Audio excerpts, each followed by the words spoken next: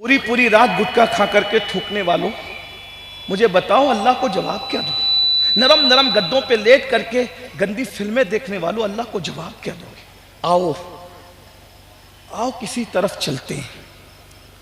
एक दिन वो आएगा जवानी ढल जाएगी, जैसे सूरज को उरूज के बाद ज़वाल है, फूल खिलने के बाद मुरझा जाते हैं, जैसे चांद बदरे कामिल होने के बाद घटना शुरू हो जाता है, वैसे हमें भी जवानी बुढ़ापे में बहुत जल्दी ढलेगी। जवानी कहते ही उसे हैं जो जाने के लिए आती है, बेशक बेशक, और बुढ़ापा कहते उसे हैं जो आने के बाद कभी नहीं जाता बल्कि अपने साथ हमें ले जाता है। बेशक।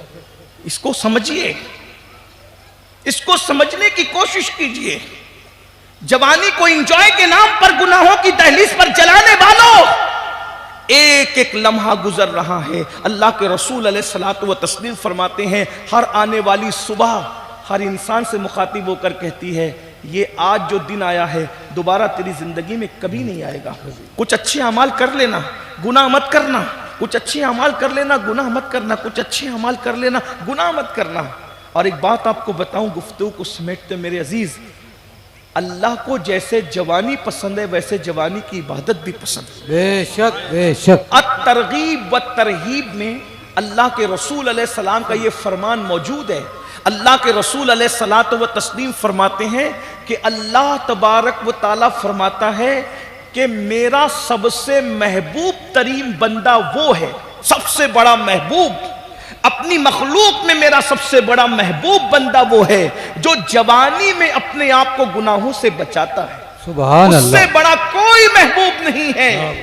अपने आम बंदों के अंदर जिनको महबूबियत का मकाम दिया है, जो जवानी में अपने आप को गुनाह से बचा ले, और यहां तक फरमाया अल्लाह तबारक व ताला उन बंदों पे नाज करता है, फरिश्तों पे मुबाहात फरमाता है जो नौजवान अपने आप को गुनाहों से बचाता है। और अल्लाह फरमाता है जिस जवान को मैं हुस्न अता करूं, खूबसूरती अता करूं, और वो अपने आप को खूबसूरती के बावजूद गुनाह से बचाए जवानी के अंदर, वो मेरा हकीकी बंदा है। सुभान अल्लाह फरमाता है वो मेरा हकीकी बंदा है।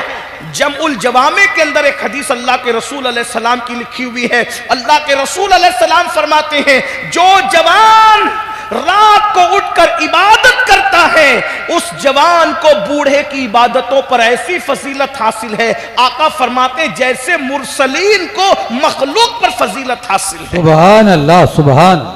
जवानी में इबादत कर ली जाए, बहुत खूबसूरत है जवानी की इबादत और जवानी की फजीलत। अगर जवानी में इंसान अपनी जवानी में एक गुनाह से, सिर्फ एक गुनाह से बच जाए तो उसका एक गुनाह से बचना उसकी पूरी जिंदगी के गुनाहों की मगफिरत का सबब हो जाता है। बेशक बेशक। बड़ा मशहूर वाकया है, इमाम याफी रहमतुल्लाह अलैह ने अपनी किताब में लिखा, इसको नकल फरमाया है, रौज़ुर रय्याहीन के अंदर आपने इसको नकल किया है बहुत खूबसूरत अंदाज में। फरमाते हैं अगर कभी इंसान गुनाह उसको दावत दे और वो ये सोच के कि अल्लाह देख रहा है वो बचे, तो उसका मकाम अल्लाह के नज़दीक कितना बढ़ जाता है। फरमाते हैं कि एक बुजुर्ग थे जिनका लक़ब था हज़रत मिस्की।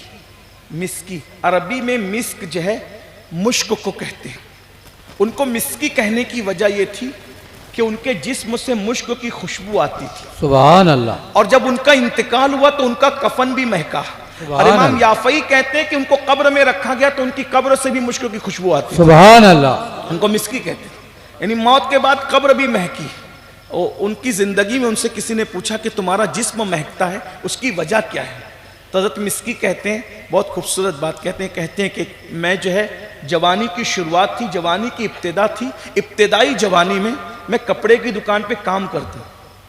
मेरे घर वालों ने मुझे कपड़े की दुकान में, और खूबसूरत था। देखो कुछ लोग खूबसूरती को बहुत बड़ा इनाम तस्वुर करते हैं, लेकिन उनको ये भी सोचना चाहिए कि खूबसूरती इनाम तो है लेकिन खूबसूरती आजमाइश भी। बेशक। अंबिया की दुनिया में जितना हजरत यूसुफ को आजमाया हुस्न की वजह से, अल्लाह। 7 कमरों में ताले लगाकर एक औरत ने अंदर बुलाया और अंदर बुला करके उनको बदकारी की दावत दी। बड़ा खूबसूरत वाकया है। बात आ गई तो मैं दरमियान में अर्ज कर दूं। आजकल के नौजवान कहते हैं कि मौलाना हम तो गुनाह से बच नहीं सकते। मैंने कहा यह झूठ है।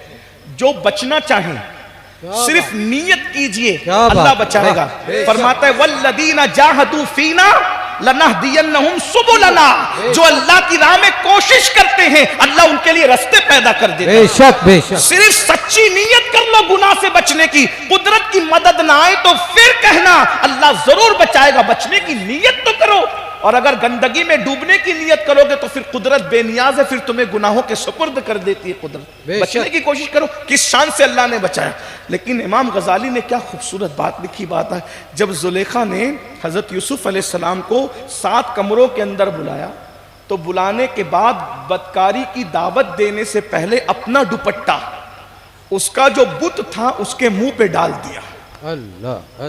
چونکہ اس وقت تک زلیخا مسلمان نہیں ہوئی تھی, اسلام قبول نہیں کیا تھا, وہ کسی بت کی عبادت کرتی, اور اس نے بت بھی سونے کا بنا رکھا. مالدار جو تھی, بادشاہ کی بیوی جو تھی, تو پھر بت بھی سونے کا تھا. اس نے دوپٹہ ڈال دیا بت کے چہرے پہ. تو حضرت یوسف علیہ السلام نے کہا دوپٹہ اپنے خدا کے چہرے پہ کیوں ڈالا. توجہ کرنا, کیا بات ہے, وہ کیا بات. مشرکہ تھی مگر کہیں نہ کہیں جھوٹے خدا کے ماننے والی ہونے کے باوجود بھی اس کو اپنے خدا کا لحاظ تو تھا. اللہ. کیا جب پوچھا کہ تو نے دوپٹہ اس کے منہ پہ کیوں ڈال دیا تو اس نے کہا یوسف بدکاری کرنا چاہتی ہوں تو خدا کے چہرے پہ دوپٹہ اس لیے ڈال دیا کہ میرا خدا مجھے بدکاری کرتے وقت نہ دیکھ لے. بس اتنا سننا تھا کہ حضرت یوسف علیہ السلام لرز گئے. حضرت بیدم شاہ وارسی نے کہا تھا راہ کعبے کی ملی مجھ کو صنم خانے سے. سبحان اللہ. بیدم شاہ وارسی نے کہا تھا راہ کعبے کی ملی مجھ کو صنم خانے سے. ارے صنم خانے میں جس کو رکھا گیا اس کے لیے زلیخا کہہ رہی کہ میرا خدا بدکاری کرتے مجھے نہ دیکھے. تو حضرت یوسف پر جو ہے ایک کیفیت طاری ہوئی اور لرزنے لگے. جب جھوٹے خدا سے تو اتنا بچنا چاہتی ہے کہ تیرا خدا وہ ہے جو دوپٹہ آنکھ پہ پڑنے سے نہیں دیکھ سکتا, لیکن میرا خدا تو وہ ہے کہ کوئی دیوار اس کے سامنے حائل ہو ہی نہیں سکتی, وہ تو سب کو دیکھ رہا ہے. جب تو اپنے خدا کے دیکھتے ہوئے بدی نہیں کر سکتی تو میں اپنے خدا کے دیکھتے ہوئے کیسے بدی کر سکتا ہوں. اور میرے خدا پر میں کون سا دوپٹہ ڈالوں. کوئی دوپٹہ اس کی نگاہ پہ پردہ نہیں بن سکتا, کوئی دیوار اس کی نگاہ پہ پردہ نہیں بن سکتی. ایک دروازہ ایسا ہے جو خدا اور بندے کے درمیان کھلتا ہے, اس کو کوئی بند نہیں کر سکتا. حضرت یوسف دوڑے ہیں دروازے کی طرف تو زلیخا خوش تھی. میں نے تو 7 دروازوں پہ تالے لگا دیے, یوسف نہیں جا سکتے. لیکن جیسے پہلے دروازے پہ پہنچے تالا ٹوٹ کر گرا, دروازہ خود بخود کھل گیا. دوسرے دروازے پہ پہنچے, اس طرح سارے دروازے کھل گئے. امام غزالی لکھتے ہیں بندے اگر تو بھی یوسف کی طرح سچی طلب لائے گا تو خدا تیرے لیے بھی تالے توڑ کر کے دروازہ کھول کر کے تجھے بچا لے. تکبیر. ماحول کیسا ہو, نعرہ رسالت, فیضان مولانا اہل سنت کانفرنس مسلک اعلی حضرت. ماحول کیسا ہو ہم بچنے کی کوشش, اللہ بچائے گا. اور جب اللہ کسی کو بچانے پر آئے تو پھر وہ ایسے ماحول میں بھی بچا لیتا ہے. کیا بات ہے, بے شک. ایسے ماحول میں. اور پھر زلیخا نے اپنے آپ کو بچانے کے لیے الزام لگا دیا.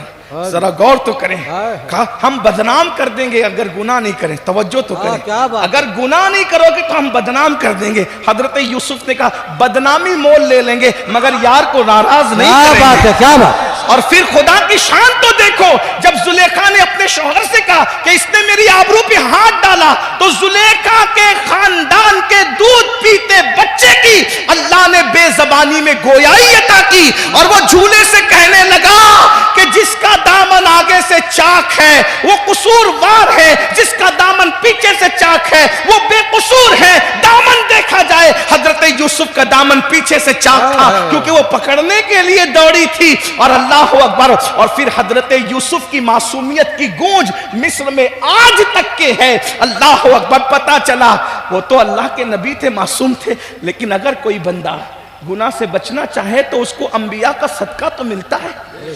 کس طرح ملتا ہے سنیے. حضرت مسکی سے کسی نے آپ اتنے مہکتے کیسے, کہا وجہ ایک ہے, خوبصورت تھا, جوان تھا, ایک نوکری کرتا تھا, بہت خوبصورتی اللہ نے دی تھی. ایک لڑکی کو میرا حسن بھا گیا اور اس نے میرے ساتھ مکر کیا, مصر کی مکر والی عورتوں کی طرح. کہ مجھے کپڑا خریدنے کے بہانے بلایا، اور جب میں نے تھان پیش کیا تو کہا تھان سے زیادہ خوبصورت تو ہے، اور مجھے بدکاری کی دعوت دی، میں لرز گیا۔ اس نے کہا اگر بدی نہیں کرو گے تو تمہیں بدنام کریں گے۔ دیکھ بہت یکسانیت ہے اس واقعے کی، واقعہ مصر سے، حضرت مسکی کے واقعے کو بہت یکسانیت ہے۔ اور کہا اچھا اگر بدنام، چونکہ وہ نبی تھے وہاں نفس مطمئنہ پہلے ہی موجود تھا، لیکن یہاں نفس مطمئنہ بھی نہیں تھا۔ کہا ٹھیک ہے اگر بدنام کرو گی تو بدنام بھی نہیں ہونا، تو کیا کریں؟ ایک تدبیر، ابھی کچھ دماغ نہیں چل رہا ہے، کہیں بیٹھتے ہیں۔ بیٹھے کہاں؟ کہیں بیٹھنے تو دے گی نہیں، تو کہا اچھا مجھے حاجت ہے، میرے پیٹ میں تکلیف ہے، مجھے حاجت ہے تاکہ میں قضائے حاجت کروں، بیت الخلا جاؤں۔ کہا وہاں بیٹھ کے کچھ موقع مل جائے، کرنا کیا ہے۔ اندر گئے تو اس نے بھی ہوشیار تھی، اوپر کی طرف ٹیرس پہ بھیجا بیت الخلا کے لیے، جہاں پر بیت الخلا بنا ہوا تھا۔ وہاں بیٹھ کے سوچنے لگے کریں کیا کریں کیا۔ حضرت مسکی کہتے ہیں میں نے سوچا یہ میرے حسن کی دیوانی ہے، اس کو مجھ سے پیار نہیں ہے، اس کو تو میرے حسن سے پیار ہے، تو ایک کام کرتے ہیں، گناہ کی نحوست اور نجاست، گناہ کی نجاست پاخانے کی نجاست سے بڑی ہے، بے شک، کیونکہ پاخانے کی نجاست تو چند چلو پانی سے دھل سکتی ہے، لیکن گناہ کی نجاست جو دل پہ لگے گی اس کو 7 سمندر کا پانی بھی دھل نہیں سکتا۔ تو گناہ کی نجاست سے بچنے کے لیے مسکی نے گندگی اور غلاظت کو اٹھایا اور پورے بدن پہ مل لیا، اور مل کر کے آنکھیں بڑی کر کے باہر آئے تو اس نے کہا پاگل پاگل کر کے جب بدبو جسم سے آئی تو وہ خود بھی بھاگی اور ان کو بھی چھوڑ دیا۔ یہ گھر گئے، غسل کیا اور غسل کر کے شکرانہ ادا کیا، اللہ تو نے مجھے اتنے بڑے گناہ سے بچا لیا۔ بس روتے روتے آنکھ لگی۔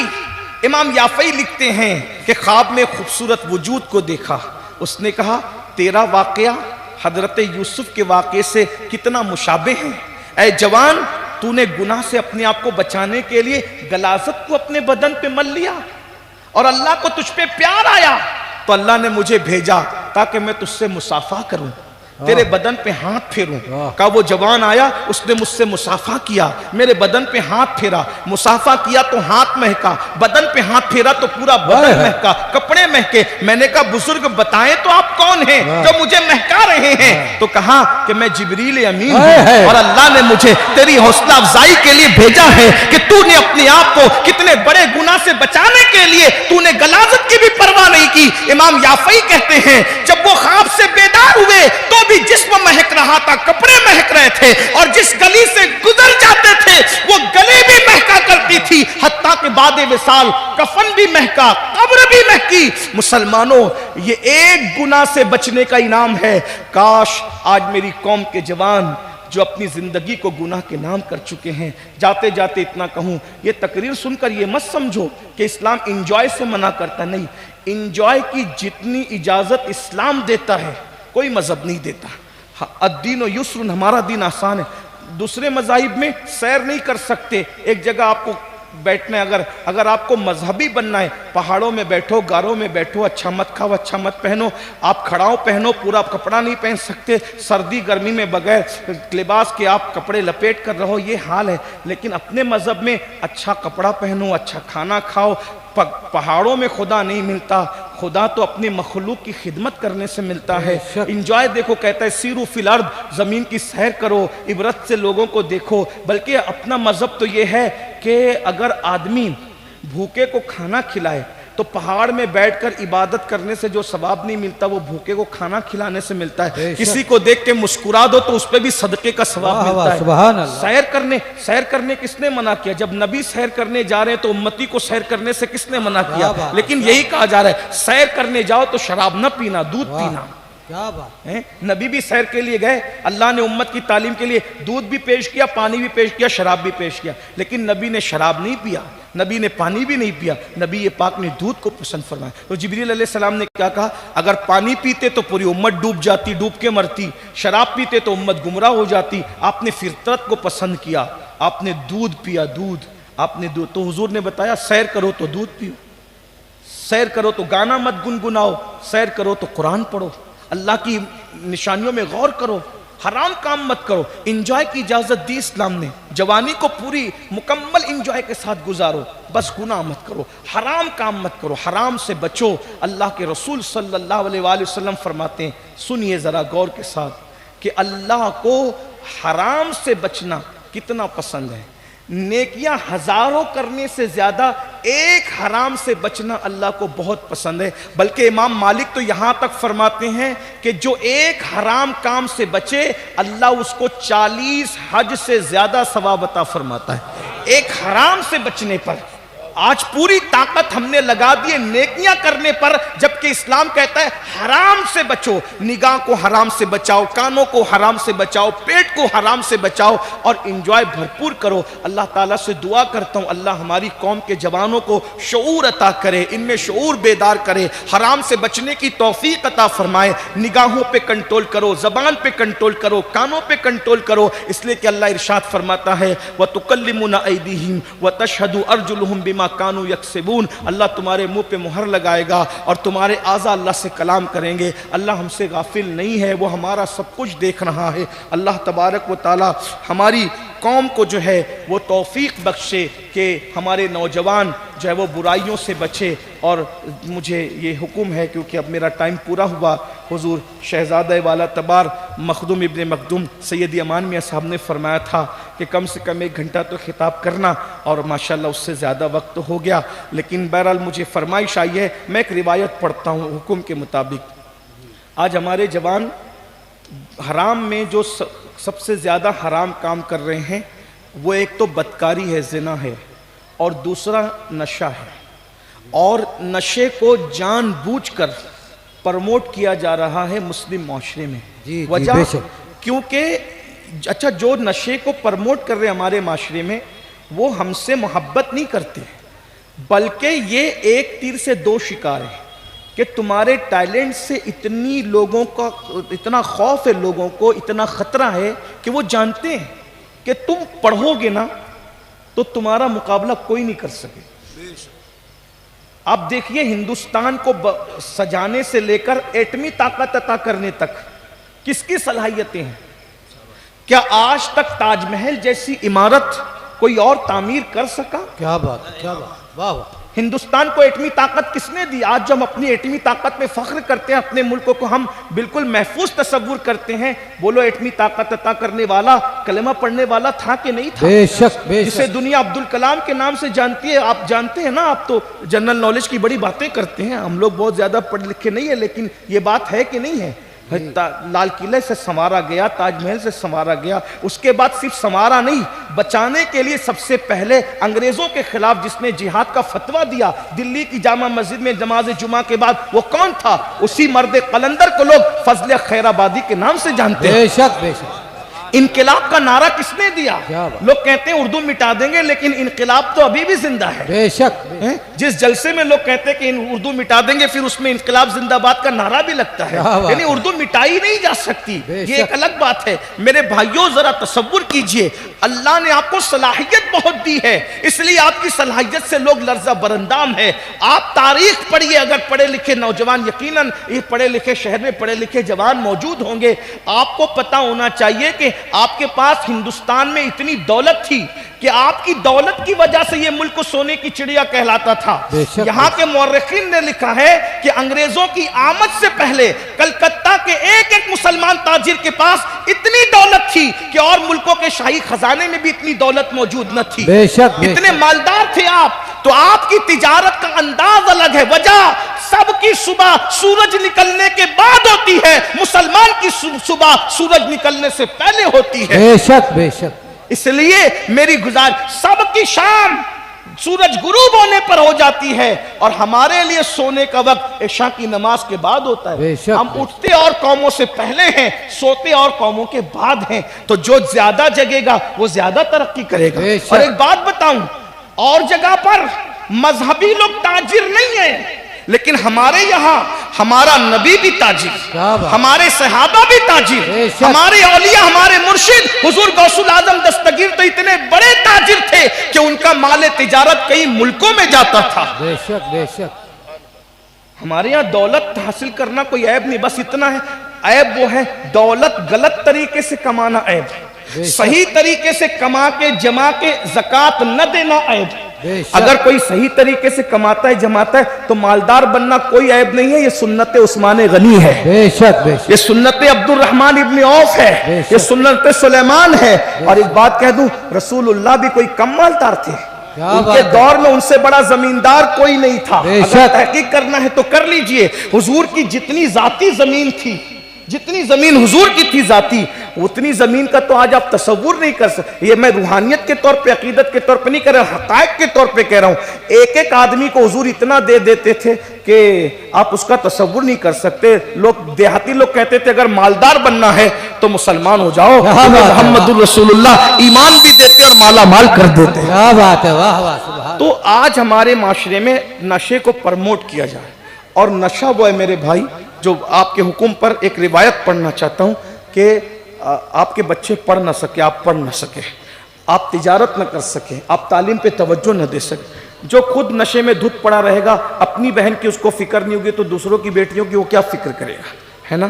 اس لیے نوجوانوں کو ایک نشانہ بنا، مارے بھی مرو بھی، پیسہ تمہارا، اسٹالمنٹ پر مرو نشہ کرتے ہوئے، اس لیے کہ نشہ انسان کو اسٹالمنٹ پر تباہ کرتا ہے۔ اور اتنا سمجھ دیں، نشہ صرف جان نہیں لیتا، نشہ تو انسان کا ایمان بھی لیتا ہے۔ بے شک بے شک۔ اب اس کو سنیے، حضرت ابن حجر مکی نے بھی لکھا، امام ابن الجوزی نے بھی لکھا، امام غزالی نے بھی لکھا۔ ایک بہت بڑا بنی اسرائیل کا عابد تھا، عبادت گزار۔ شور پہ توجہ نہ کریں، ادھر دیکھیں، اگر چہرہ اہم ہے تو یہ چہرہ اہم ہے، کیا بات ہے سبحان اللہ۔ اور گفتگو اہم ہے تو رسول اللہ کی گفتگو اہم ہے، کیا بات ہے، کہ واہ۔ زبان میری ہے، میں حضور علیہ السلام کا فرمان بیان کروں۔ بنی اسرائیل میں ایک بہت بڑا عابد تھا، اس کا نام تھا برسیسا، برسیسا اس کا نام تھا، سعاد سے برسیسا اس کا نام تھا۔ وہ اتنا بڑا عابد تھا کہ اس کے 60,000 شاگرد، یعنی شاگرد تو بہت تھے لیکن 60,000 شاگرد تھے جو اس کی ریاضت اور مجاہدے کی وجہ سے ہوا میں اڑتے تھے۔ اللہ، اگر ہم ہوا میں اڑنے کی بات غریب نواز کی کریں تو لوگوں کو یوں لگتا ہے کہ یہ کہانی کس سے ہے، لیکن یہ تو روایت ہے۔ میں نے حوالے 3 پڑھ دی، آپ اس کی طرف رجوع کریں تو اور بھی مل جائیں گے آپ کو۔ تو وہ لوگ یہ حضور علیہ السلام کی حدیث ہے جو میں بطور مفہوم پڑھ رہا ہوں۔ بطور مفہوم اس لیے ہم پڑھتے ہیں کہ کہیں اپنی طرف سے اضافہ ہو جائے تو حضور کی طرف کوئی جھوٹ منسوب نہ ہو، اس لیے میں بطور مفہوم پڑھ رہا ہوں۔ احتیاط کا تقاضا تو یہی ہے کہ ہماری زبان کا اور حدیث رسول کا، بے شک بے شک۔ وہ سخن ہے جس میں سخن نہ ہو، واہ، وہ کیا بیاں بات۔ ہے جس کا بیان بیان ہے، ہے۔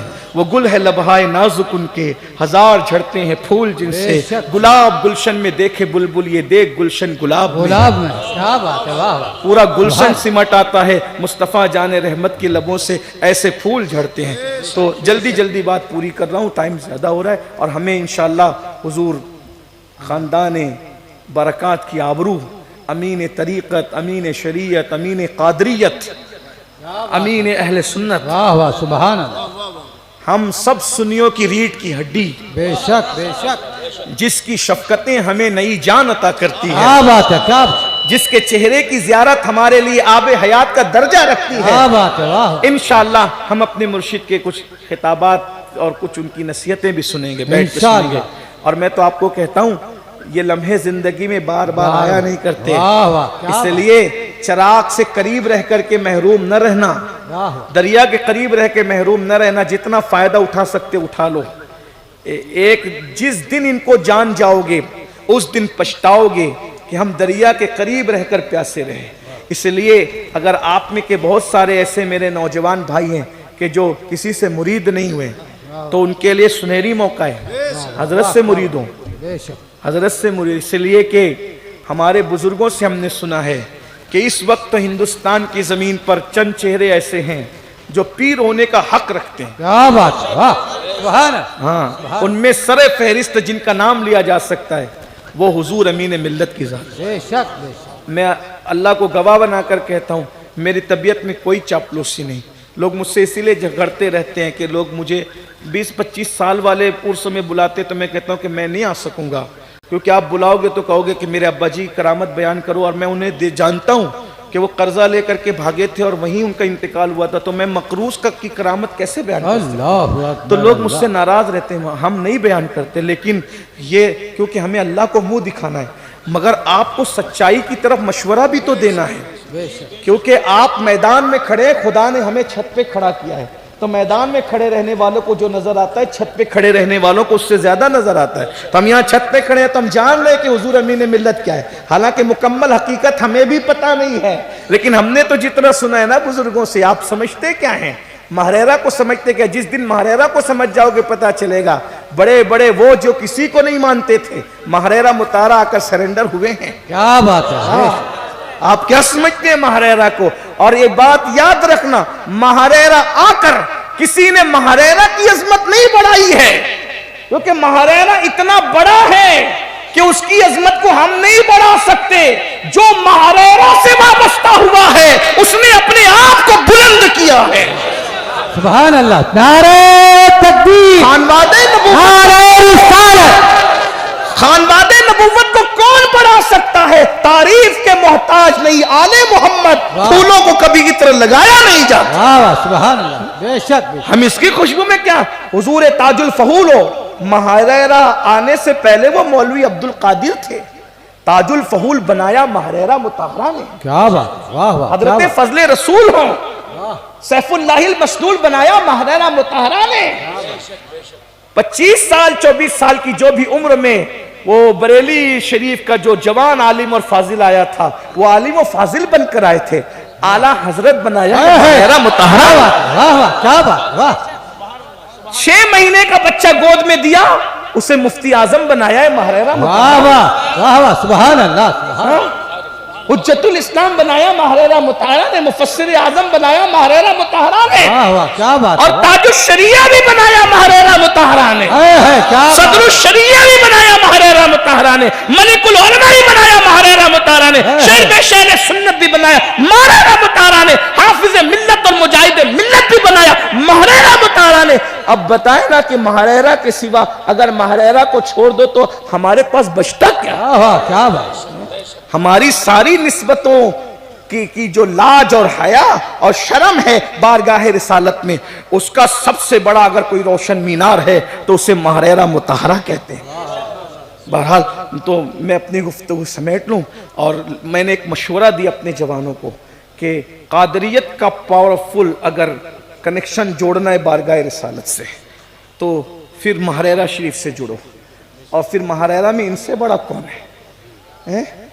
جس کو رفیق ملت جیسے لوگ، ایسے کلندر جیسے لوگ بڑا بھیا کہتے ہوں، جو حضور سرکار رفیق ملت کا ہی بڑا بھیا ہو تو پھر آخر وہ کتنی بڑی ہستی ہوگی. بہرحال اللہ ہمارے حضور آبروئے خاندان برکات سید امین ملت کو بہت لمبی عمر دے، بہت لمبی عمر دے. اہل سنت پر ان کا سایہ عافیت کے ساتھ، خیر کے ساتھ، صحت کے ساتھ، تندرستی کے ساتھ دراز کرے. عمر نو عطا فرمائے. عمر نو. کسی نے مجھ سے کہا کہ اپنے مرشد کو عمر نو کی دعا کیوں دیتا ہے؟ عمر خضری کی دعا سب دیتے. میں نے کہا خضر کی عمر میں اختلاف ہے لیکن حضرت نو کی عمر میں کوئی اختلاف نہیں ہے. تو میں اپنے مرشد کو وہ دعا کرنا چاہتا ہوں کہ جو عمر کے اعتبار سے کوئی اختلاف ہی نہ ہو. اختلاف سے بالا یہ دعا ہے کہ اللہ تعالی ہمارے مرشد کو عمر نو عطا فرمائے، صحت دے، تندرستی دے، اہل سنت پر ان کا سایہ دراز کرے، اور ان کے ساتھ ان تمام علماء اور مشائخ کا سایہ دراز کرے جو اہل سنت و جماعت کے لیے مفید سے مفید تر ہیں. ان کے حق میں مفید سے مفید تر ہے. تو بات ختم کرنے لگا تھا، عرض کر رہا تھا کہ برسیسا 60,000 شاگرد ہوا میں اڑتے تھے، ہوا میں فرشتے رش کرتے تھے. کیا برسیسا ہے! اللہ نے فرشتوں سے کہا مگر کافر ہو کے مرے گا. یہ بات ہے بھائی، جس کے شاگرد صاحب کرامت، جو خود صاحب کرامت قدرت کی طرف سے اعلان ہے، مگر کافر ہو کے مرے گا. اس کا مطلب یاد رکھنا، اگر خوب عبادت کی توفیق ہو گھمنڈ نہیں کرنا، عزتیں ملے گھمنڈ نہیں، اس سے ڈرتے رہنا. پتہ نہیں اس علیم و خبیر اور خفیہ تدبیر کرنے والے کے علم میں میرے لیے پتہ نہیں کیا لکھا ہے. کبھی کبھی کسی کو اتنا بلند کرتے کہ فرشتے جس کو جنت میں جھولا جھلائیں اور پھر اس کے بعد اٹھا کے پھینک بھی دیا جاتا. اور کسی کی پوری زندگی میخانے میں گزرتی ہے اور اس کو توبہ کی توفیق دے کر بشر حفی بنا دیتے ہیں. ذرا غور تو کیجئے. کسی کو اسم اعظم سکھاتے ہیں بلم و باور کی شکل میں، اور اس کے بعد چھین کے اس کی زبان کتے کی طرح لٹکا دیتے ہیں اور اس کو برباد کر دیا جاتا ہے، اور کسی کو پوری زندگی جنگل میں ڈکیتی کرتے ہوئے گزارتے ہیں اور توبہ کی توفیق دے کر کے فضیل ابن عیاض بنا دیتے ہیں۔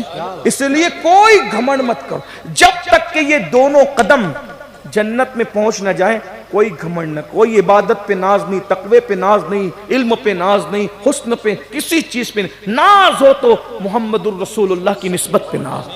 اللہ ہمارا اس سے بڑا کوئی تعارف ہی نہیں ہے کہ ہم محمد الرسول اللہ کے غلام۔ جامی جیسی ہستی کہتے ہیں، کیا مزے میں کہتے ہیں بصدق و صفا گشت بیچارہ جامی غلام غلامان آل محمد۔ سبحان اللہ، اپنا تعارف یہی ہے کہ ہم حضور کے غلام ہیں، حضور کے غلاموں کے غلام ہیں، اس سے بڑی کیا نسبت ہوگی؟ بے شک، ہم ہیں ان کے، وہ ہیں تیرے، تو ہوئے ہم تیرے، اس سے بڑھ کر تیری سمت اور وسیلہ کیا ہے؟ وسیلہ کیا ہے؟ واہ زاہد ان کا، میں گناہگار، وہ میرے شافع، اتنی نسبت مجھے کیا کم ہے؟ تو سمجھا کیا ہے؟ واہ واہ، کیا بات ہے، واہ۔ بہرحال تو کہا برسیسا کافر ہو کے مرے گا۔ حیرت تھی، قدرت کی طرف سے اعلان تھا۔ پھر کیا ہوا؟ برسیسا کی عبادتوں کے چرچے، شیطان کو ایک نظر نہ بھایا، شیطان انسان کی شکل میں برسیسا کے گھر آیا، اور گھر آنے کے بعد اس کو کہا کہ مجھے بھی اپنے شاگردوں میں شامل کر دیں۔ برسیسا نے کہا اے اجنبی مسافر، اب میری خانقاہ میں کوئی جگہ نہیں تاکہ میں کسی کو اپنا شاگرد بناؤں۔ اچھا ایک رات رکوں؟ ایک رات رک سکتے ہو۔ شیطان نے یہ نماز شروع کی اور پوری رات کھڑا رہا، پورا دن کھڑا رہا، یعنی اس نے ایسی عبادت کی کہ برسیسا حیران رہ گیا۔ جب اس نے نماز مکمل کی تو برسیسا نے کہا او نمازی بھائی، ایسی لذت والی نماز تو میں کبھی پڑھ نہ سکا، کیونکہ میں تو بہت چھوٹی پڑھتا ہوں، کیونکہ کھانے کی طلب ہوتی ہے، سونے کی طلب ہوتی ہے، سستی بھی ہوتی ہے، اور تجھے کوئی سستی نہیں، تجھے کوئی غفلت ہی نہیں، تجھے کوئی کمزوری نہیں۔ اس نے کہا ایسے مزے کی عبادت بے گناہ لوگوں سے نہیں ہوتی۔ دیکھو شیطان جب آتا ہے نا تو جیسے کو اس انداز میں بہکاتا ہے اور پتہ بھی نہیں چلتا ہے۔ کہا ایسی عبادت لذت والی بے گناہ اور زاہدوں کو نصیب نہیں۔ یہ عبادت میں لذت مجھے کیوں آتی ہے کہ مجھ سے گناہ ہو گیا تھا، جب وہ گناہ مجھے یاد آتا ہے تو اس کی پشیمانی اور شرمندگی میں عبادت میں کھڑا ہوتا ہوں تو کھانا پینا سونا سب بھول جاتا ہوں۔ تو اگر ایک گناہ کر لو تو ندامت سے عبادت میں مزہ بہت آتا ہے۔ دیکھو گناہ ہو جائے یہ فطری تقاضا ہے، لیکن گناہ کرنے سے خدا کے غضب کو چیلنج کرنا ہے، اس نے جان بوجھ کے کبھی گناہ نہیں کرنا۔ ہو جائے تو انسانی تقاضے فوراً توبہ کرنا۔ اس کو شیطان نے ورگلایا عابد بن کر، ایک گناہ کرو اس کی ندامت میں مزہ آئے گا عبادت میں۔ بولا کہ چلو بھائی اگر عبادت میں لذت آتی ہے مزہ آتا ہے تو ہم گناہ کرنے تیار ہے، کیا کرنا بتاؤ؟ کہا زنا کرو۔ نہیں یہ تو نہیں ہوگا، یہ بہت بڑا گناہ ہے، یہ اتنا بڑا نہیں ہو پائے گا۔ وگا کسی کا مرڈر کر دو، کسی کو قتل کر دو۔ کہ اس کے بارے میں بھی ہے کہ جنت کی خوشبو سے ہی محروم ہے، میں کسی کو قتل نہیں کرتا۔ ایک انسان کو قتل کرنا سارے انسان کو قتل کرنے کے برابر ہے۔ کہا پھر چھوٹا بتاتا ہوں۔ کہا کیا؟ کہا ایک گھٹ شراب کا پیو، نشہ کرو۔ اس نے کہا یہ چھوٹا ہے، یہ دونوں کے زنا اور قتل کے مقابلے میں چھوٹا ہے۔ تو کہا یہ ملے گا کہاں شراب؟ تو اس نے بتایا ادھر جنگل میں ایک عورت شراب بیچتی ہے، اور وہاں ظالم نے بٹھایا بھی خوبصورت عورت کو، وہ شراب لینے اپنی خانقاہ چھوڑ کر جو لوگوں سے ملنے باہر نہیں آ پایا، اتنا متقی پرہیزگار تھا، آج وہ شراب لینے باہر جا رہا ہے۔ فرشتوں کی چیخیں نکلی یہ بھی ہوگا؟ کہا دیکھو کیا یہ اللہ کی خفیہ تدبیر ہے۔ وہ وہاں پہنچا، ایک گھٹ شراب کا پیا، ایسی لذت آئی تو دوسرا کٹورا مانگا، تیسرا مانگا، اور شراب کے نشے میں دھت ہو گیا۔ تو وہ خوبصورت عورت سامنے کھڑی تھی، اس سے بدکاری کی، اس کا شوہر آیا پوچھنے تو اس کو قتل کیا۔ ادھر بدکاری بھی کیوں؟ دیکھو شراب ام الخبائث، نشہ ام الخبائث، جس سے نفرت کر رہا تھا نشے نے دونوں کروایا، قتل بھی اور بدکاری بھی۔ اور ادھر شیطان انسان بن کے بادشاہ کے پاس گیا، اور بادشاہ کے پاس جا کے کہا برسیسا کا کیا حال ہے؟ کہا وہ تو آبرو ہے بڑا، ہمارے پوری بستی کی آبرو ہے، ہمارے پوری بستی کے لیے اعزاز ہے، اس کے تقوی کی قسم کھائی جاتی ہے، پرہیزگاری میں اس کا کوئی ہم پلہ نہیں ہے، اس کے 60,000 شاگرد ہواؤں میں پرواز کرتے ہیں۔ کہا چلو دیکھو کیا کر رہا ہے وہ۔ لے کر کے گیا تو دیکھا کہ وہ قتل ہوا ایک بندہ پڑا ہے اور ایک عورت زنا کی دعویدار کھڑی ہے کہ میرے ساتھ بدکاری کی. اب قاضی کیا مقدمہ دائر کیا گیا, ایسے مکار کی سزا کیا ہے جو قاتل بھی ہے, شرابی بھی ہے, زانی بھی ہے. تو کہا پہلے اس کو کوڑے لگاؤ اور کوڑے لگا کر پھر اس کو قتل کر دو, پھانسی پہ چڑھا دو.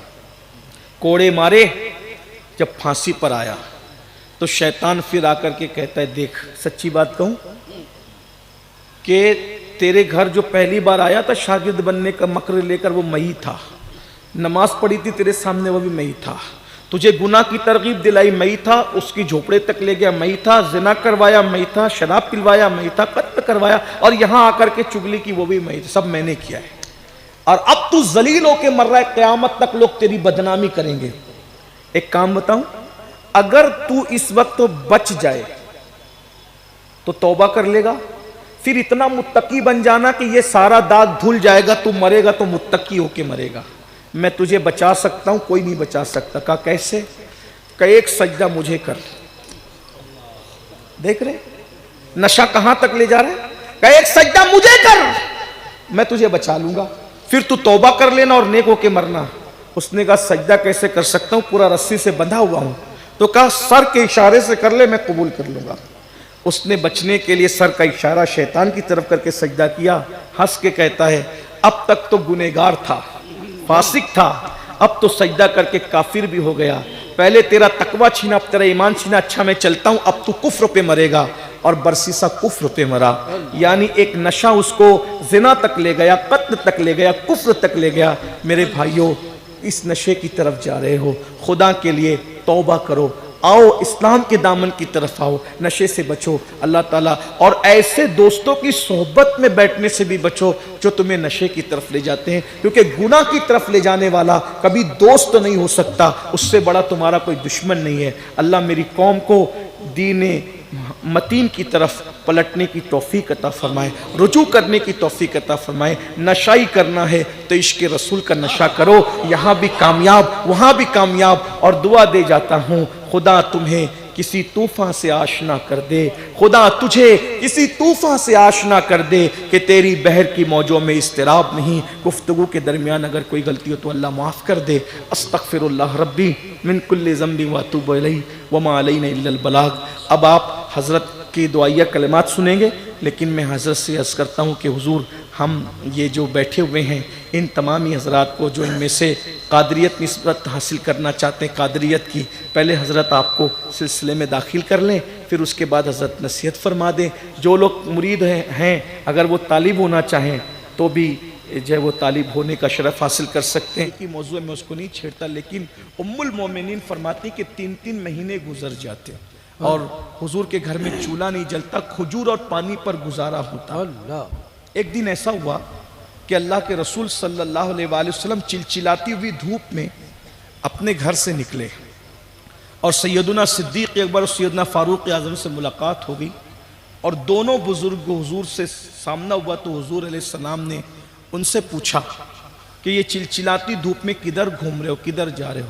تو دونوں نے اللہ کے رسول کی بارگاہ میں, کیونکہ جانتے تھے کہ جس کی نگاہ سے خدا کی ذات نہ چھپی اس کی نگاہ سے ہمارے حالات کیا چھپ سکتے ہیں. تو عرض کیا کہ یا رسول اللہ, گھر میں فاقہ کشی نے اتنا بے چین کیا کہ اب بھوک برداشت نہیں ہوتی, تو سوچا کہ باہر نکلتے ہیں.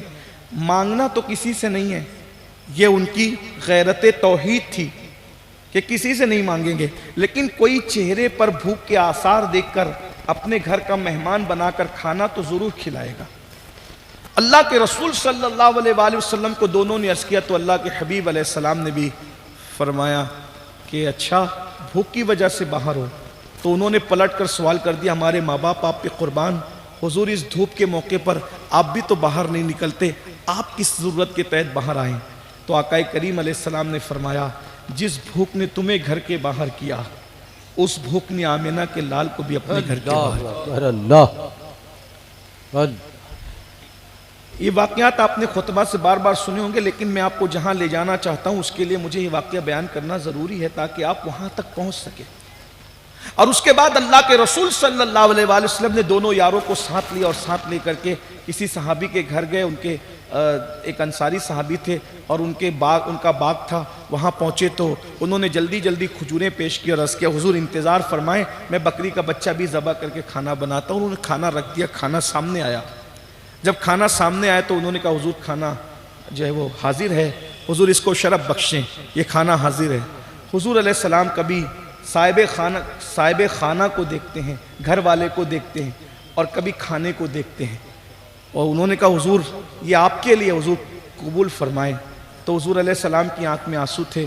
حضور نے فرمایا کہ یہ کھانا دیکھ کر مجھے میری بیٹی یاد آ گئی۔ اللہ اکبر اللہ۔ حسنین کی مادر، حسنین کی امی جان، جتنے دن کا میں بھوکا ہوں اتنے دن میری بیٹی بھوکی ہے، اللہ جتنے دن سے میں نے نہیں کھایا اتنے دن سے میری بیٹی نے بھی نہیں کھایا، اور مجھے کھانا سامنے آتے وقت اپنی بیٹی یاد آ گئی ہے۔ اگر آپ اجازت دیں تو میں تھوڑا سا کھانا اپنی بیٹی کے گھر بھجوا دوں تاکہ میں کھا رہا ہوں تو میرے علاوہ میری بیٹی بھی کھا لے۔ یہ ان کی زندگی ہے جن کو ماننا ہمارے ایمانیات کا حصہ ہے۔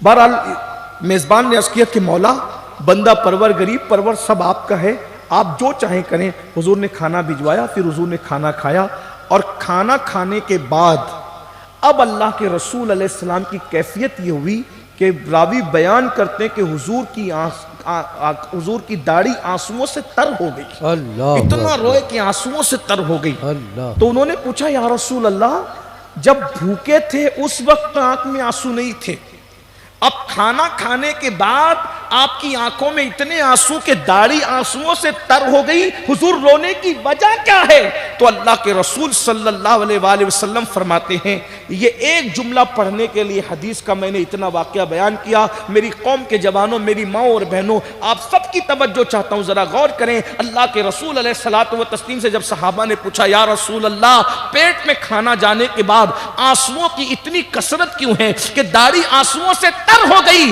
تو اس وقت میرے آقا فرماتے ہیں اس لیے آنسو آ گئے کہ اللہ نے کتنا لذیذ کھانا مجھے کھلایا، اگر قیامت کے دن اللہ اس کھانے کے بارے میں مجھ سے پوچھے گا تو میں اللہ کی بارگاہ میں کیا جواب دوں گا؟ اللہ یہ کون سوچ رہا ہے؟ یہ سوچ کس کی ہے؟ جس کو قرآن کہتا ہے وَلَسَوْفَ يُعْطِيكَ رَبُّكَ فَتَرْضَىٰ، اے محبوب آپ کا رب آپ کو عنقریب اتنا عطا کرے گا کہ آپ راضی ہو جائیں گے۔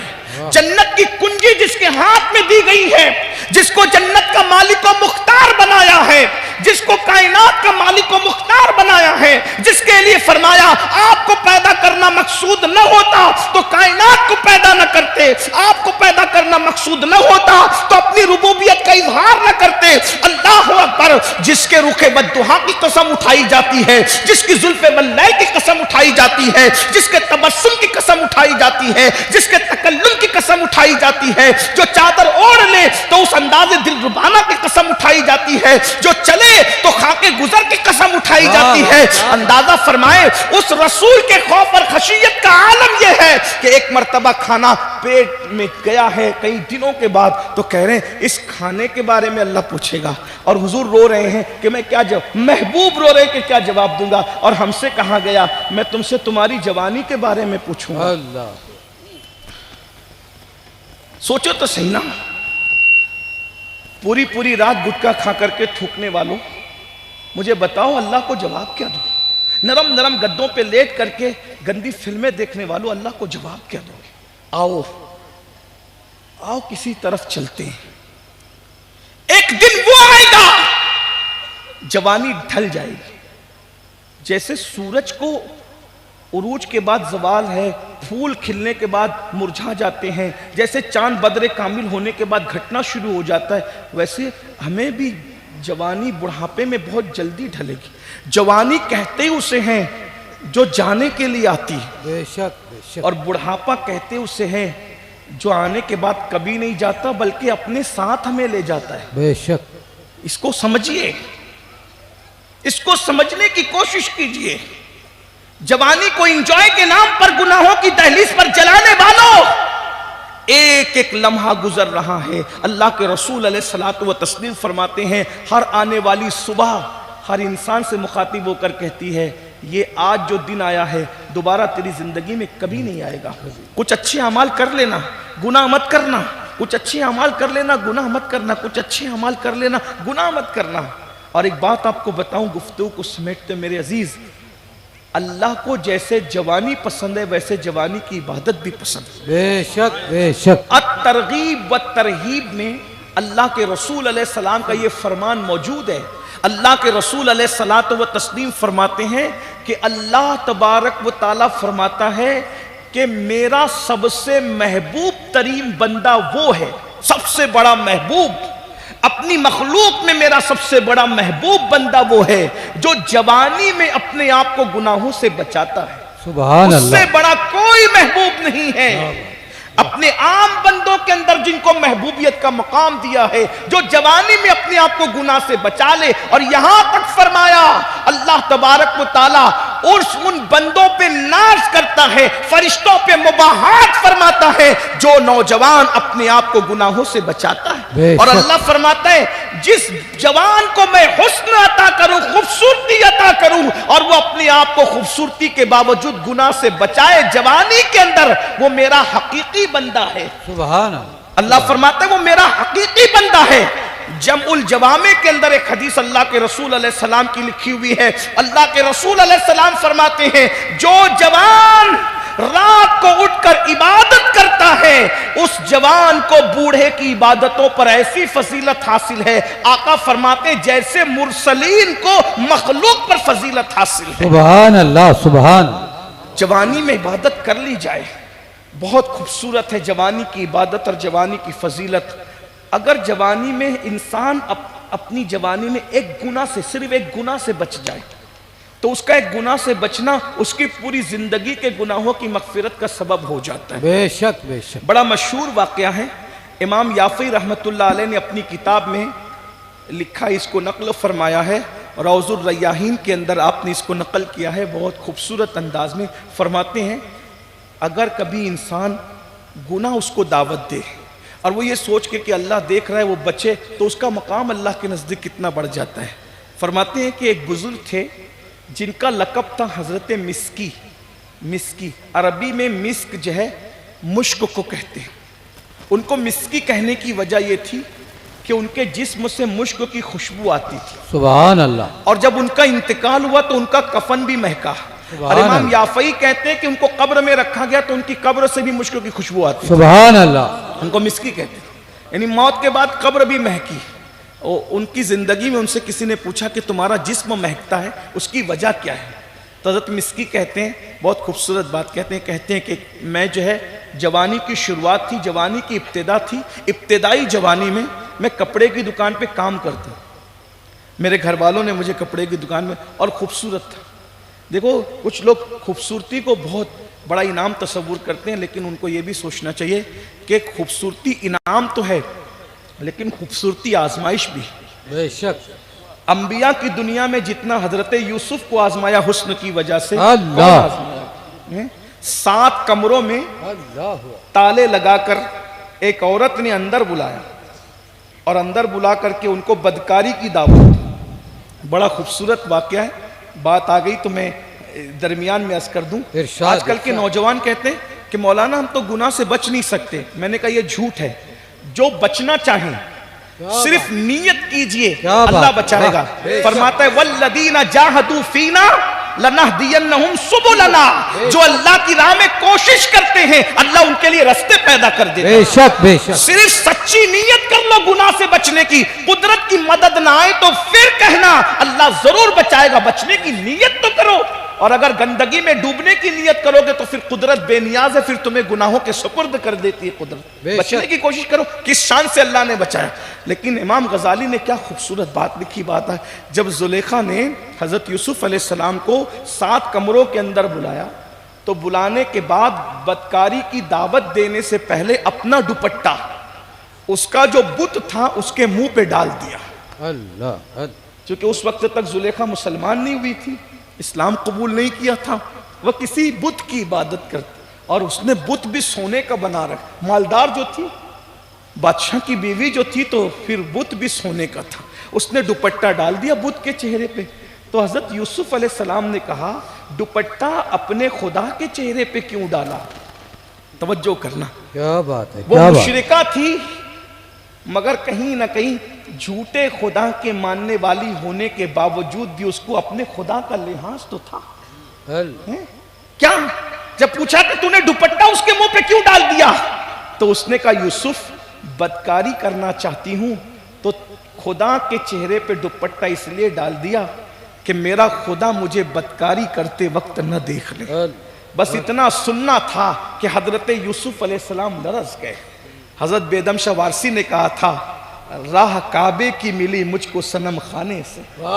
سبحان اللہ. بیدم شاہ وارسی نے کہا تھا راہ کعبے کی ملی مجھ کو صنم خانے سے. ارے صنم خانے میں جس کو رکھا گیا اس کے لیے زلیخا کہہ رہی کہ میرا خدا بدکاری کرتے مجھے نہ دیکھے. تو حضرت یوسف پر جو ہے ایک کیفیت طاری ہوئی اور لرزنے لگے. جب جھوٹے خدا سے تو اتنا بچنا چاہتی ہے کہ تیرا خدا وہ ہے جو دوپٹہ آنکھ پہ پڑنے سے نہیں دیکھ سکتا, لیکن میرا خدا تو وہ ہے کہ کوئی دیوار اس کے سامنے حائل ہو ہی نہیں سکتی, وہ تو سب کو دیکھ رہا ہے. جب تو اپنے خدا کے دیکھتے ہوئے بدی نہیں کر سکتی تو میں اپنے خدا کے دیکھتے ہوئے کیسے بدی کر سکتا ہوں. اور میرے خدا پر میں کون سا دوپٹہ ڈالوں؟ کوئی دوپٹہ اس کی نگاہ پہ پردہ نہیں بن سکتا, کوئی دیوار اس کی نگاہ پہ پردہ نہیں بن سکتی. ایک دروازہ ایسا ہے جو خدا اور بندے کے درمیان کھلتا ہے, اس کو کوئی بند نہیں کر سکتا. حضرت یوسف دوڑے ہیں دروازے کی طرف تو زلیخا خوش تھی, میں نے تو 7 دروازوں پہ تالے لگا دیے, یوسف نہیں جا سکتے. لیکن جیسے پہلے دروازے پہ پہنچے تالا ٹوٹ کر گرا, دروازہ خود بخود کھل گیا. دوسرے دروازے پہ پہنچے, اس طرح سارے دروازے کھل گئے. امام غزالی لکھتے ہیں بندے اگر تو بھی یوسف کی طرح سچی طلب لائے گا تو خدا تیرے لیے بھی تالے توڑ کر کے دروازہ کھول کر کے تجھے بچا لے. تکبیر. ماحول کیسا ہو, نعرہ رسالت, فیضان مولانا اہل سنت کانفرنس مسلک اعلی حضرت. ماحول کیسا ہو ہم بچنے کی کوشش, اللہ بچائے گا. اور جب اللہ کسی کو بچانے پر آئے تو پھر وہ ایسے ماحول میں بھی بچا لیتا ہے. کیا بات ہے, بے شک. ایسے ماحول میں. اور پھر زلیخا نے اپنے آپ کو بچانے کے لیے الزام لگا دیا. ذرا غور تو کریں, کہا ہم بدنام کر دیں گے اگر گناہ نہیں کریں. توجہ تو کریں, اگر گناہ نہیں کرو گے تو ہم بدنام کر دیں گے. حضرت یوسف نے کہا بدنامی مول لے لیں گے مگر یار کو ناراض نہیں کریں گے. کیا بات ہے, کیا بات. اور پھر خدا کی شان تو دیکھو, جب زلیخا نے اپنے شوہر سے کہا کہ اس نے میری آبرو پہ ہاتھ ڈالا تو زلیخا کے خاندان کے دودھ پیتے بچے کی اللہ نے بے زبانی میں گویائی عطا کی اور وہ جھولے سے کہنے لگا کہ جس کا دامن آگے سے چاک ہے وہ قصوروار ہے, جس کا دامن پیچھے سے چاک ہے وہ بے قصور ہے. دامن دیکھا جائے, حضرت یوسف کا دامن پیچھے سے چاک تھا کیونکہ وہ پکڑنے کے لیے دوڑی تھی. اور اللہ اکبر. اور پھر حضرت یوسف کی معصومیت کی گونج مصر میں آج تک کے ہے. اللہ اکبر. پتا چلا وہ تو اللہ کے نبی تھے, معصوم تھے, لیکن اگر کوئی بندہ گناہ سے بچنا چاہے تو اس کو انبیاء کا صدقہ تو ملتا ہے. کس طرح ملتا ہے سنیے. حضرت مسکی سے کسی نے آپ اتنے مہکتے کیسے؟ کہا وجہ ایک ہے, خوبصورت تھا, جوان تھا, ایک نوکری کرتا تھا, بہت خوبصورتی اللہ نے دی تھی. ایک لڑکی کو میرا حسن بھا گیا اور اس نے میرے ساتھ مکر کیا, مصر کی مکر والی عورتوں کی طرح, کہ مجھے کپڑا خریدنے کے بہانے بلایا اور جب میں نے تھان پیش کیا تو کہا تھان سے زیادہ خوبصورت تو ہے, اور مجھے بدکاری کی دعوت دی. میں لرز گیا. اس نے کہا اگر بدی نہیں کرو گے تو تمہیں بدنام کریں گے. دیکھ بہت یکسانیت ہے اس واقعے کی, واقعے مصر سے حضرت مسکی کے واقعے کو بہت یکسانیت ہے. اور کہا اچھا اگر بدنام, چونکہ وہ نبی تھے وہاں نفس مطمئنہ پہلے ہی موجود تھا, لیکن یہاں نفس مطمئنہ بھی نہیں تھا. کہا ٹھیک ہے اگر بدنام کرو گی تو بدنام بھی نہیں ہونا, تو کیا کریں؟ ایک تدبیر, ابھی کچھ دماغ نہیں چل رہا ہے, کہیں بیٹھتے ہیں. بیٹھے کہاں, کہیں بیٹھنے تو دے گی نہیں. تو کہا اچھا مجھے حاجت ہے, میرے پیٹ میں تکلیف ہے, مجھے حاجت ہے تاکہ میں قضائے حاجت کروں, بیت الخلا جاؤں. کہا وہاں بیٹھ کے کچھ موقع مل جائے, کرنا کیا ہے. اندر گئے تو اس نے, اچھا اس نے بھی ہوشیار تھی, اوپر کی طرف ٹیرس پہ بھیجا بیت الخلا کے لیے, جہاں پر بیت الخلا بنا ہوا تھا. وہاں بیٹھ کے سوچنے لگے کریں کیا کریں کیا. حضرت مسکی کہتے ہیں میں نے سوچا یہ میرے حسن کی دیوانی ہے, اس کو مجھ سے پیار نہیں ہے, اس کو تو میرے حسن سے پیار ہے. تو ایک کام کرتے ہیں, گناہ کی نحوست اور نجاست، گناہ کی نجاست پاخانے کی نجاست سے بڑی ہے، بے شک، کیونکہ پاخانے کی نجاست تو چند چلو پانی سے دھل سکتی ہے، لیکن گناہ کی نجاست جو دل پہ لگے گی اس کو 7 سمندر کا پانی بھی دھل نہیں سکتا۔ تو گناہ کی نجاست سے بچنے کے لیے مسکی نے گندگی اور غلاظت کو اٹھایا اور پورے بدن پہ مل لیا، اور مل کر کے آنکھیں بڑی کر کے باہر آئے تو اس نے کہا پاگل پاگل کر کے، جب بدبو جسم سے آئی تو وہ خود بھی بھاگی اور ان کو بھی چھوڑ دیا۔ یہ گھر گئے، غسل کیا اور غسل کر کے شکرانہ ادا کیا، اللہ تو نے مجھے اتنے بڑے گناہ سے بچا لیا۔ بس روتے روتے آنکھ لگی۔ امام یافعی لکھتے ہیں کہ خواب میں خوبصورت وجود کو دیکھا، اس نے کہا تیرا واقعہ حضرت یوسف کے واقعے سے کتنا مشابہ ہے، اے جوان تو نے گناہ سے اپنے آپ کو بچانے کے لیے غلاظت کو اپنے بدن پہ مل لیا، اور اللہ کو تجھ پہ پیار آیا تو اللہ نے مجھے بھیجا تاکہ میں تجھ سے مصافحہ کروں، تیرے بدن پہ ہاتھ پھیروں۔ کہا وہ جوان آیا، اس نے مجھ سے مصافحہ کیا، میرے بدن پہ ہاتھ پھیرا، مصافحہ کیا تو ہاتھ مہکا، بدن پہ ہاتھ پھیرا تو پورا بدن مہکا، کپڑے مہکے۔ میں نے کہا بزرگ بتائیں تو آپ کون ہیں جو مجھے مہکا رہے ہیں؟ تو کہا کہ میں جبریل امین ہوں، اور اللہ نے مجھے تیری حوصلہ افزائی کے لیے بھیجا ہے کہ تو نے اپنے آپ کو کتنے بڑے گناہ سے بچانے کے لیے تو نے غلاظت کی بھی پرواہ نہیں کی۔ امام یافعی کہتے ہیں جب وہ خواب سے بیدار ہوئے تو بھی جسم مہک رہا تھا، کپڑے مہک رہے تھے، اور جس گلی سے گزر جاتے تھے وہ گلی بھی مہکا کرتی تھی، حتیٰ کہ بعد وصال کفن بھی مہکا، قبر بھی مہکی۔ مسلمانوں، یہ ایک گناہ سے بچنے کا انعام ہے۔ کاش آج میری قوم کے جوان جو اپنی زندگی کو گناہ کے نام کر چکے ہیں، جاتے جاتے اتنا کہوں، یہ تقریر سن کر یہ مت سمجھو کہ اسلام انجوائے سے منع کرتا، نہیں، انجوائے کی جتنی اجازت اسلام دیتا ہے کوئی مذہب نہیں دیتا۔ الدین و یسر، ہمارا دین آسان ہے۔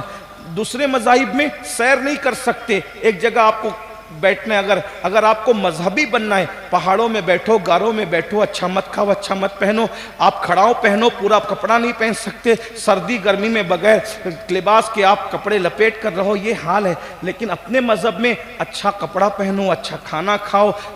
پہاڑوں میں خدا نہیں ملتا، خدا تو اپنے مخلوق کی خدمت کرنے سے ملتا ہے۔ انجوائے دیکھو، کہتا ہے سیرو فی الارض، زمین کی سیر کرو، عبرت سے لوگوں کو دیکھو۔ بلکہ اپنا مذہب تو یہ ہے کہ اگر آدمی بھوکے کو کھانا کھلائے تو پہاڑ میں بیٹھ کر عبادت کرنے سے جو ثواب نہیں ملتا وہ بھوکے کو کھانا کھلانے سے ملتا ہے۔ کسی کو دیکھ کے مسکرا دو تو اس پہ بھی صدقے کا ثواب ملتا ہے۔ سیر کرنے کس نے منع کیا؟ جب نبی سیر کرنے جا رہے ہیں تو امتی کو سیر کرنے سے کس نے منع کیا؟ لیکن یہی کہا جا رہا ہے سیر کرنے جاؤ تو شراب نہ پینا، دودھ پینا۔ کیا بات ہے، نبی بھی سیر کے لیے گئے، اللہ نے امت کی تعلیم کے لیے دودھ بھی پیش کیا، پانی بھی پیش کیا، شراب بھی پیش کیا، لیکن نبی نے شراب نہیں پیا، نبی نے پانی بھی نہیں پیا، نبی پاک نے دودھ کو پسند فرمایا۔ تو جبریل علیہ السلام نے کیا کہا؟ اگر پانی پیتے تو پوری امت ڈوب جاتی، ڈوب کے مرتی، شراب پیتے تو امت گمراہ ہو جاتی، آپ نے فطرت کو پسند کیا، آپ نے دودھ پیا، دودھ آپ نے دودھ۔ تو حضور نے بتایا سیر کرو تو دودھ پیو، سیر کرو تو گانا مت گنگناؤ، سیر کرو تو قرآن پڑھو، اللہ کی نشانیوں میں غور کرو، حرام کام مت کرو۔ انجوائے کی اجازت دی اسلام نے، جوانی کو پوری مکمل انجوائے کے ساتھ گزارو، بس گناہ مت کرو، حرام کام مت کرو، حرام سے بچو۔ اللہ کے رسول صلی اللہ علیہ وآلہ وسلم فرماتے ہیں، سنیے ذرا غور کے ساتھ، کہ اللہ کو حرام سے بچنا کتنا پسند ہے۔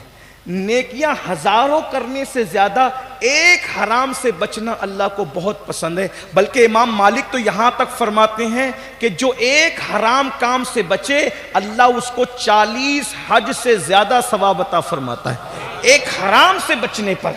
آج پوری طاقت ہم نے لگا دیے نیکیاں کرنے پر، جبکہ اسلام کہتا ہے حرام سے بچو، نگاہ کو حرام سے بچاؤ، کانوں کو حرام سے بچاؤ، پیٹ کو حرام سے بچاؤ، اور انجوائے بھرپور کرو۔ اللہ تعالیٰ سے دعا کرتا ہوں اللہ ہماری قوم کے جوانوں کو شعور عطا کرے، ان میں شعور بیدار کرے، حرام سے بچنے کی توفیق عطا فرمائے۔ نگاہوں پہ کنٹرول کرو، زبان پہ کنٹرول کرو، کانوں پہ کنٹرول کرو، اس لیے کہ اللہ ارشاد فرماتا ہے وَتُكَلِّمُنَا أَيْدِيهِمْ وَتَشْهَدُ أَرْجُلُهُمْ بِمَا کانو یکسبون۔ اللہ تمہارے منہ پہ مہر لگائے گا اور تمہارے اعضاء اللہ سے کلام کریں گے۔ اللہ ہم سے غافل نہیں ہے، وہ ہمارا سب کچھ دیکھ رہا ہے۔ اللہ تبارک و تعالی ہماری قوم کو جو ہے وہ توفیق بخشے کہ ہمارے نوجوان جو ہے وہ برائیوں سے بچے. اور مجھے یہ حکم ہے کیونکہ اب میرا ٹائم پورا ہوا.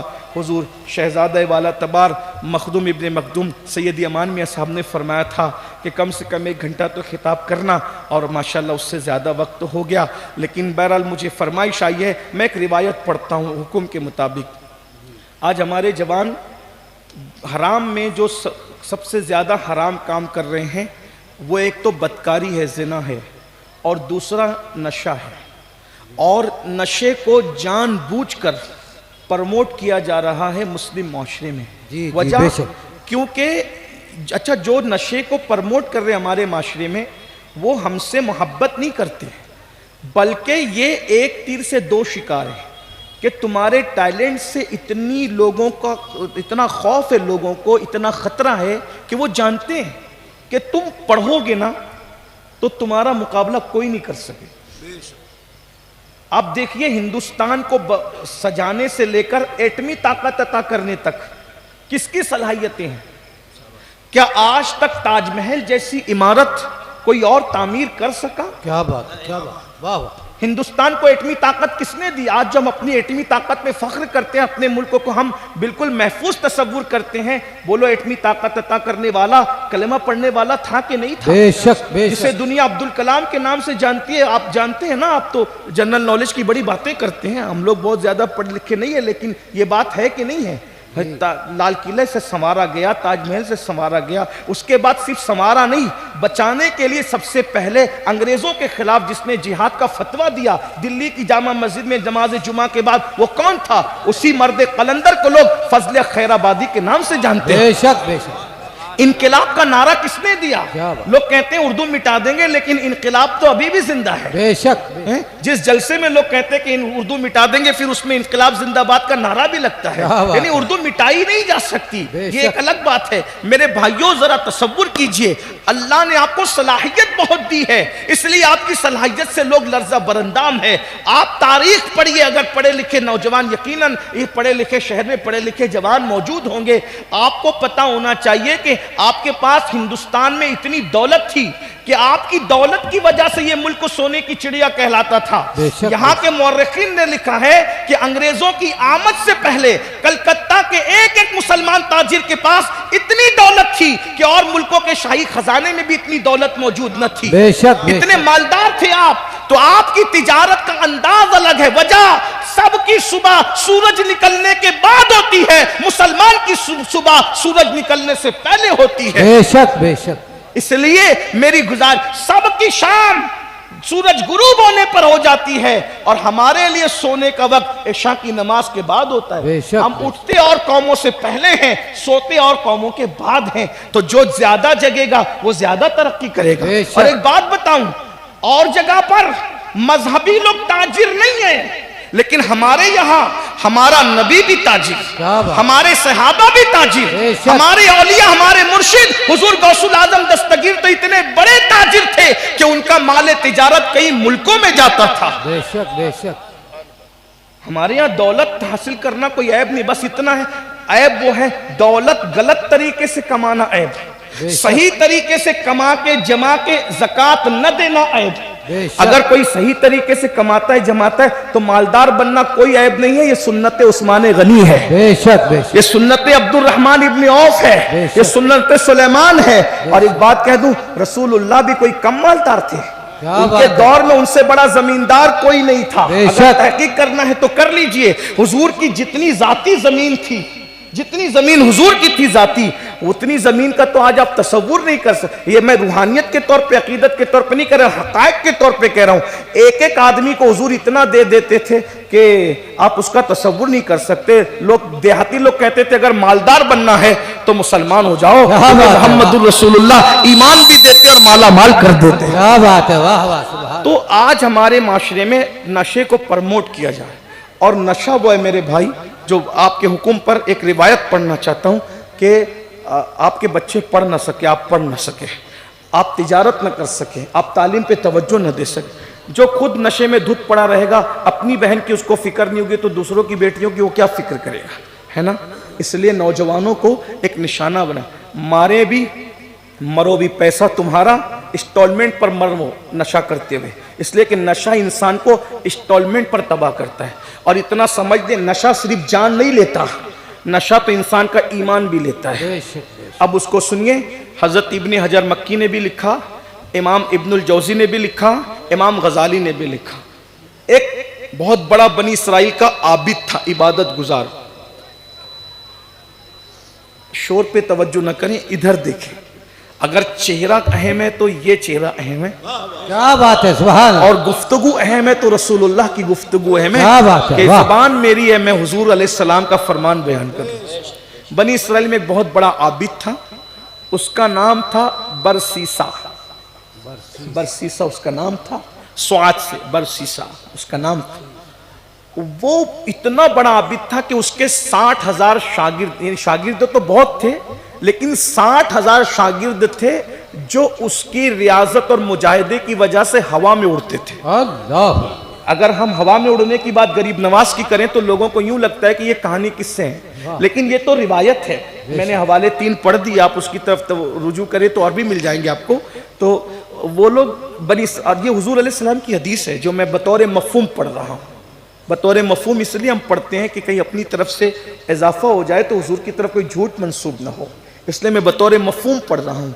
एहतियात का तकाजा तो यही है कि हमारी ज़बान का और हदीस रसूल का, बेशक है ना? बेशक। वो सुखन है जिसमें सुखन न हो, वाह, वो क्या बयां बात। है जिसका बयान बयान है। है। वो गुल है लबहाए नाजुक उनके, हजार झड़ते हैं फूल जिनसे। बेशक। गुलाब गुलशन में देखे बुलबुल, ये देख गुलशन गुलाब में। गुलाब में, क्या बात है, वाह वाह। पूरा गुलशन सिमट आता है मुस्तफ़ा जाने रहमत की लबों से, ऐसे फूल झड़ते हैं। तो जल्दी जल्दी बात पूरी कर रहा हूँ।